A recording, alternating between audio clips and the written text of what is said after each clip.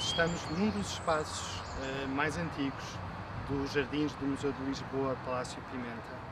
Os jardins fazem-nos recuar até ao século XVIII, portanto há 300 anos, com a construção de uma casa por uma família e a ligação de duas quintas que construíram uma grande propriedade. Essa casa foi iniciada por Diogo de Sousa Mexia. Em 1711 ele já tinha algum interesse na zona do Campo Grande e começou a comprar os terrenos, a adquirir umas parcelas, umas quintas, foi juntando essa parte de terra e decidiu, na década de 30, construir um grande palácio. Era o segundo palácio da família, porque esta família, Sousa Mexia, já tinha um grande casarão na zona de Santa Catarina. Era o palácio principal da família e era o palácio que garantia também uma grande importância desta família junto da corte. Diogo Sousa Mexia era um dos amigos, entre aspas, claro, era uma figura da corte, mas muito próxima de Dom João V. Tinha uma grande intimidade com o rei e essa ligação tinha que ser mantida, até reforçada, ser sublinhada, ser mantida ao longo de muito tempo e garantida para a sua família. E nessa altura, Diogo Sousa Mexia pensa que, ao construir uma segunda casa nos arredores de Lisboa, relativamente afastado do centro da cidade, para poder convidar outras pessoas da corte, pessoas importantes, a uma casa igualmente importante, tinha que investir algum interesse, algum dinheiro na construção de uma casa com um bom jardim. E este recinto murado lembra-nos essa primeira parte desta história. Diogo Sousa Mexia acaba por construir a casa, mobilá-la, investe algum do seu esforço na construção da propriedade, o jardim e as quintas, mas acabará por morrer e quem herda a casa é o seu filho Bartolomeu Sousa Mexia, um desembargador, portanto alguém que continua esta tradição junto da corte, uma figura muito importante. Nessa altura, se Bartolomeu não terá feito grandes obras nem grande investimento na quinta, pelo menos não a deixou de cair. Mas acabará por morrer e quem herda todas as propriedades dos Sousa Mexia é um seu primo, Lourenço Anastácio, de Mexia Galvão, mudará o seu nome para Galvão Mexia. Nessa altura, os Galvão Mexia não têm grande interesse particular numa casa deste género. Ela vai ser gerida como todas as propriedades dessa família. Alugada em parte, o palácio alugado com alguns jardins e algum terreno, outras parcelas divididas, retalhadas e alugadas a diferentes pessoas e vai ser ao longo de várias décadas que esta propriedade será arrendada por sucessivas personalidades, por pessoas mais ou menos desconhecidas. Os mais famosos ficaram em 1801 os irmãos José e Estevão Lefranc, de origem francesa, que alugam a propriedade, ou melhor, alugam o palácio, o jardim e a quinta, para aqui instalarem uma famosa fábrica de sedas. Esta fábrica vai ocupar grande parte dos anexos do pátio, eles mantêm uma residência no palácio e mantêm o jardim. Cultivam também a terra, mas o importante é a produção das sedas e dos chapéus que estes dois irmãos acabam por vender no centro da cidade. Ora, em 1833, Mariana Lefranc, a irmã de José e de Estevão, herda esta propriedade. Não herdou o terreno, a posse administrativa do palácio, do jardim e das quintas. Ela herdou o direito ao arrendamento por duas vidas e, portanto, poderia disponibilizar a última vida desse contrato, denominando uma pessoa que poderia a substituir, pagar a renda, assumir todas as responsabilidades desta propriedade. Não tendo interesse particular na gestão de uma fábrica de sedas nem na produção agrícola, Mariana acaba por passar a posse da quinta para uma das figuras mais importantes do seu tempo, o capitalista coimbrão Manuel Joaquim Pimenta de Carvalho, conhecido como Manuel Joaquim Pimenta, o da Contenda dos Tabacos. A Contenda dos Tabacos foi um dos processos mais escandalosos do ponto de vista financeiro que envolvia a corte, a coroa, os ministros, os vários membros da política e, sobretudo, uma figura de uma aura nobilíssima que era o Conde de Farroco. Mas, para Joaquim Manuel Pimenta de Carvalho, provavelmente a posse de uma quinta não teria um interesse particular. Ele teria algum plano para esta zona. E o plano concretiza-se na sua totalidade quando, em 1877, Manuel Joaquim deixa ao seu filho e à sua esposa 40 hectares de quintas, parcelas de terreno, propriedades várias que foram sendo compradas sucessivamente e todas aglutinadas numa extensão que ia até ao atual Colégio Moderno, apanhando a cidade universitária e uma parte de Telheiras. A ponta mais a norte da propriedade de Manuel Joaquim Pimenta tocava muito próximo do Lumiar, na Azinhaga de Telheiras.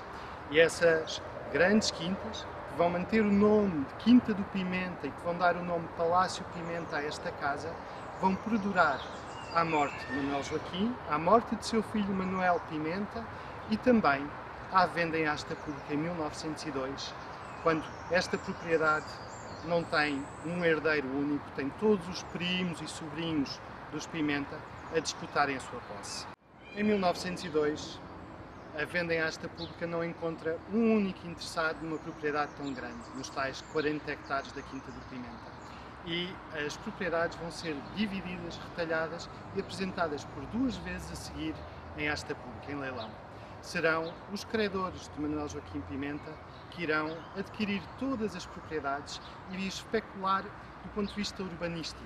Eles têm um projeto de arruamentos, avenidas e a construção de um bairro chamado Bairro Europa. Esse projeto será, no entanto, chumbado pela Câmara Municipal e durante a primeira década do século XX, o espaço da Quinta do Pimenta permanecerá relativamente adormecido. Este elemento decorativo, um vaso e o seu plinto ou pedestal, esculpidos em calcário, fazem-nos recuar até ao período de Jorge Graça, 1914-1916. Jorge Graça, um engenheiro lisboeta, casado com Honorina Moraes, a Viscondessa de Moraes, decide comprar uma casa para a sua família. E não compra uma casa, compra 2 quintas. A Quinta das Figueiras, em Telheiras, não muito distante daqui, e a Quinta das Palmeiras, o nome porque era conhecida esta parte da famosa Quinta do Pimenta. Jorge Graça é um homem com uma sensibilidade muito particular. Ele aprecia o século XVIII e quando herda o Jardim de Buxo, a Quinta, todo o local que compõe os espaços verdes mais ou menos atuais, ele decide preservar aquilo que encontra.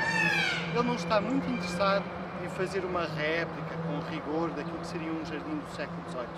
Basicamente, ele está empenhado em manter os espaços e sugerir a sua própria visão do século XVIII. Então, o Jardim de Buxo, que é, na verdade, bastante irregular, ele não é um quadrado ou um retângulo, os cantos são bastante diferentes nos seus ângulos, está dividido por 2 fontes que fazem uma linha no centro, articulada com um portão de acesso e com uma janela para o exterior. À volta destas fontes, como se fosse um relógio, estes desenhos de buxo, todos muito diferentes, vão grudando e permitem um deambular, um passeio pelo jardim que não é facilmente identificável. Nós não vemos logo o fim, há sempre um contexto de surpresa. E este desenho de buxo, no seu interior, tinha várias flores, roseiras, todas as flores que tivessem não só muitas cores, mas também cheiros diferentes. O Jardim de Buxo é um jardim para ser sentido. E Jorge Graça tem esta parte muito sensível de o compreender. O desenho do Jardim de Buxo é possivelmente do final do século XIX, da altura em que a propriedade era dos Pimenta, mas é seguramente marcado numa planta de 1902 e depois colorido em 1907. Para Jorge Graça não era muito importante que o jardim fosse impecavelmente podado ou irrepreensivelmente mantido. Para além das flores que regurgitavam, que saltavam do interior do buxo, havia trepadeiras que galgavam os muros e pequenas flores que trepavam pelas esculturas e pelos vasos do seu jardim. O jardim era usado diariamente pela família de Jorge Graça e um dos vestígios, ou uma das testemunhas por ele deixado, foi esta mesa do século XVIII, com o diâmetro de uma pedra única, junto das salas de refeição. As 2 primeiras janelas eram a sala de jantar oficial e a outra uma sala de almoços. Era por estas 2 salas que a família acedia normalmente a este jardim.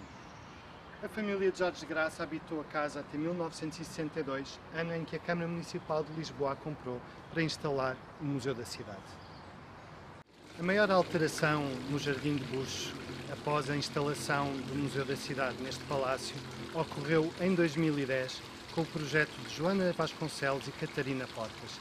A ideia era fazer um jardim Bordal Pinheiro com a colocação de peças de cerâmica que Rafael Bordal Pinheiro tinha desenhado e inventado, produzidas pela fábrica de faianças das Caldas da Rainha. Os jardins do Palácio Pimenta não se resumem apenas a um jardim de cerimónia, um jardim de bucho. O segundo espaço com mais história no atual espaço verde do museu é esta mata ou este pequeno bosque. Na verdade, o tanque junto ao qual eu estou sentado remonta pelo menos a 1833, quando Mariana Lefranc cede a propriedade ao Manuel Joaquim Pimenta.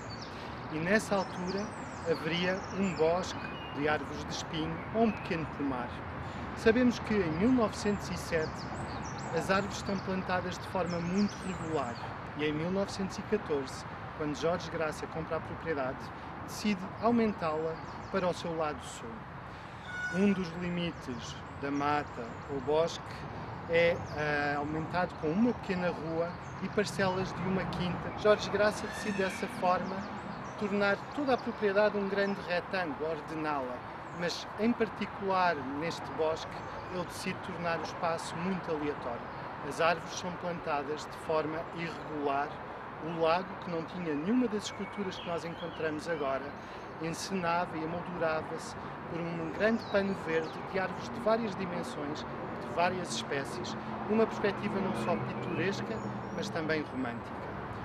O próprio acesso que se fazia aos lagos, e que atualmente é ordenado com o centro do lago, partia do portão do Jardim de Bucho, cruzava-se num canto deste recinto. O transeunte teria alguma dificuldade em percorrer o lago, mas ele não era para nadar e muito menos para estar. Era um sítio para ser visto e, sobretudo, era um sítio que permitia a continuidade do Jardim de Bucho.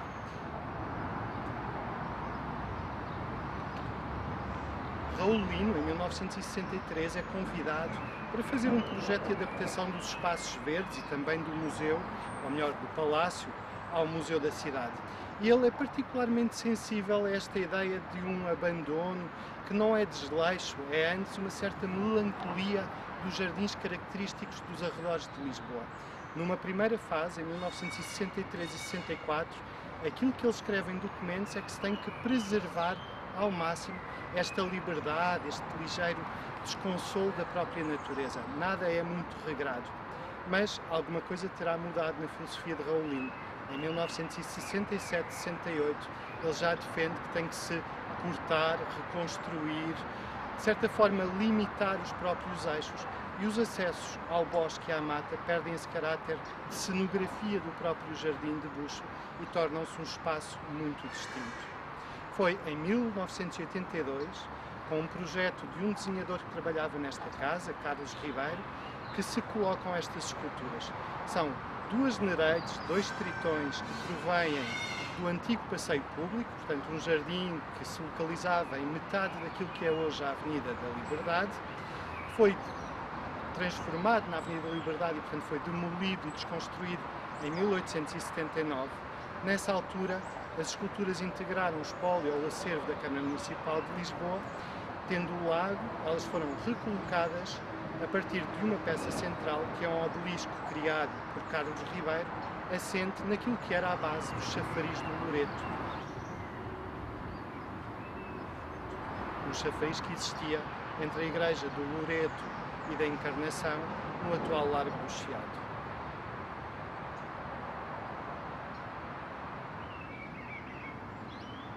A adaptação ao museu preservou dois elementos construídos por Jorge Graça numa clareira que existia na zona da mata ou do seu pequeno bosque. Um dos elementos está associado à vida privada desta família. É um episódio triste. O seu filho, o único filho que teve do casamento com a Honorina Graça, ficou afetado pela tuberculose. E numa primeira fase terá sido muito bem tratado na Suíça. A família acreditou que ele se teria recuperado totalmente. Infelizmente tal não aconteceu e Jorge Graça, ou melhor, a família Jorge Graça, voltou a enviar o seu filho para a Suíça. Numa segunda cura, em 1929, Joaquim Jorge, acabou por falecer. O obelisco, que foi construído para comemorar antecipadamente a cura, continua in situ a evocar a memória deste filho bem amado.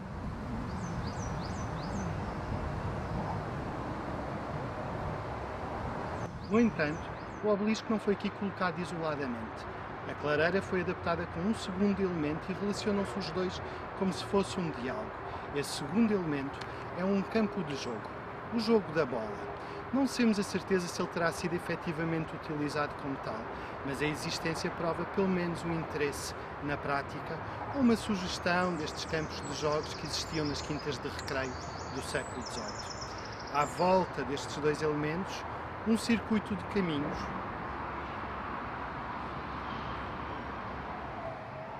Do lado de lá da Alameda, com os bustos e vasos que vieram do Palácio da Flor da Murta, bustos esses que evocam não só figuras da antiguidade, figuras históricas, imperadores, imperatrizes, mas também figuras mitológicas como Apolo ou Hércules.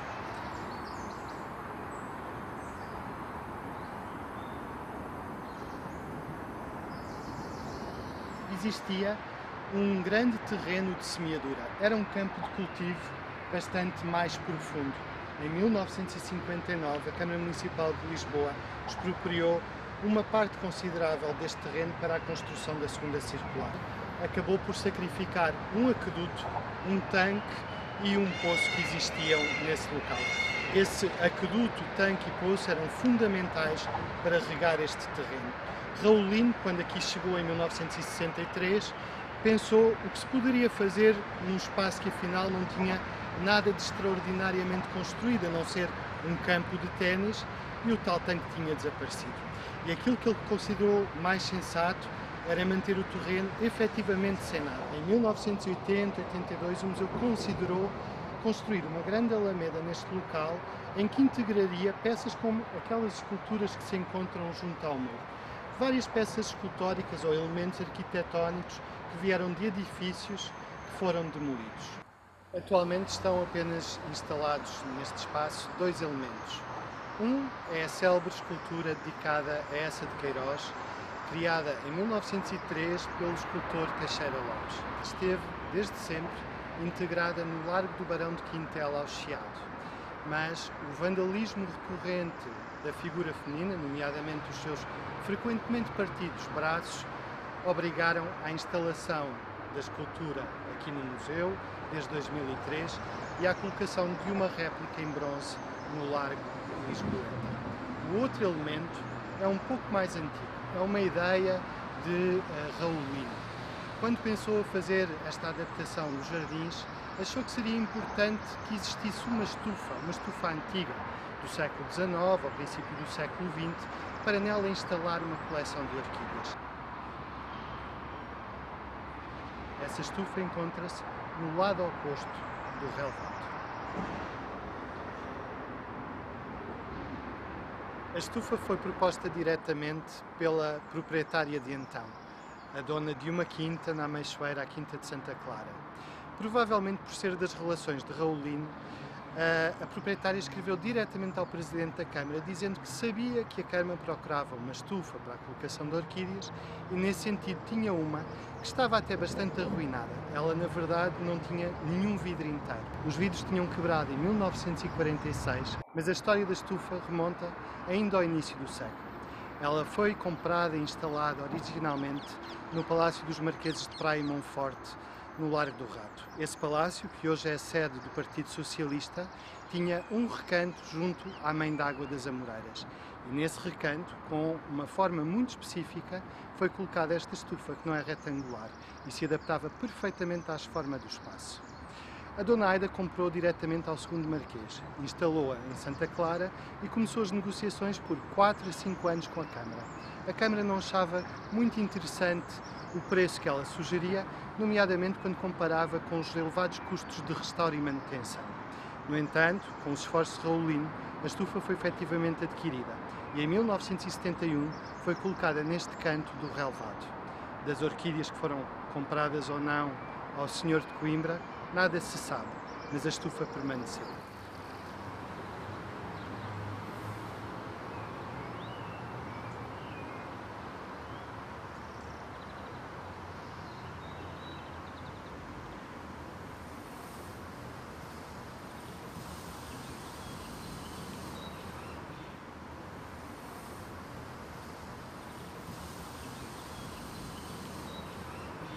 Terminamos a visita a partir deste terraço, de onde se tem a mais bonita vista sobre o Jardim de Bush, lançando desde já o convite para que, quando reabrirmos, nos visite.